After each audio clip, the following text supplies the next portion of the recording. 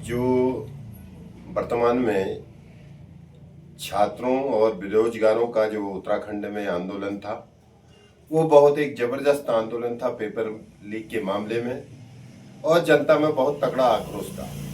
उसको देखते हुए जो वर्तमान में छात्रों का, बेरोजगार युवाओं का जो एक बड़ा आंदोलन था, उनकी मांग ये थी कि जो सरकार ने एसआईटी गठन की संस्तुति दी है, उससे वो लोग संतुष्ट नहीं थे और वो चाहते थे कि इस मामले में सीबीआई की जांच हो।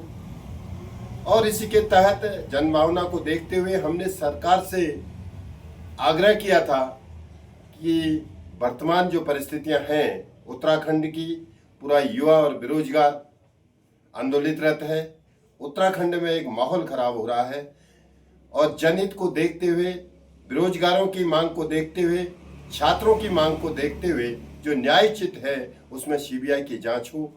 इसमें कल माननीय मुख्यमंत्री जी ने खुद बेरोजगारों के बीच में जाकर और एक उनकी जायज मांग को स्वीकृत किया और सीबीआई जांच की संस्तुति दी। सर्वप्रथम में माननीय मुख्यमंत्री जी को सीबीआई जांच की संस्तुति के लिए दिल की गहराई से आभार व्यक्त करना चाहूँगा और साथ ही साथ निवेदन भी करना चाहूँगा इस जांच को तेजी से आगे बढ़ाएं और इसका जल्दी निस्तारण हो और जो भर्ती है उसको तत्काल कैंसिल कराकर नई भर्ती कराया जाए, जो वहाँ के बेरोजगारों और छात्रों की मांग है। और उत्तराखंड की जनमानस की भी मांग यही है, जो प्रदेश में जो पेपर माफिया फिर पनप रहे हैं और इन पर अंकुश लगे, इनको कुचलने की आवश्यकता है। और निश्चित तौर पर हमारी सरकार इस ओर जा रही है। धामी सरकार पेपर माफियाओं को हर हाल में नहीं बख्शेगी, ऐसा अपना विश्वास है और उनका कहना भी है। उसी के तहत जो लोगों की मांग थी उसको उनने कल माना है, सीबीआई जांच के लिए संस्तुति दी है और मुझे आशा ही नहीं, पूर्ण विश्वास है कि सरकार जल्दी इसका निस्तारण, जांच को पूरी कराकर नया जो है भर्ती कराएगी और लोगों को, युवाओं को रोजगार मिलेगा। युवाओं को यह आश्वासन देना चाहूँगा, जब भी मेरी आवश्यकता, मैं एक जनप्रतिनिधि के तौर पे, चाहे मैं किसी सत्ता पक्ष का विधायक हूँ, पूर्व विधायक, चाहे विपक्ष का भी होता, तो मेरी जिम्मेदारी जनता के प्रति, युवाओं के प्रति, बेरोजगारों के प्रति जवाबदेही है।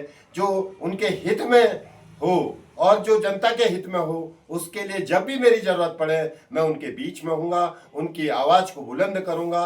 उस पर कोई समझौता नहीं होगा, चाहे हम किसी पार्टी, चाहे सरकार, सत्ता पक्ष के क्यों न हो, लेकिन हम गलत मुद्दों का कभी भी सपोर्ट नहीं करेंगे।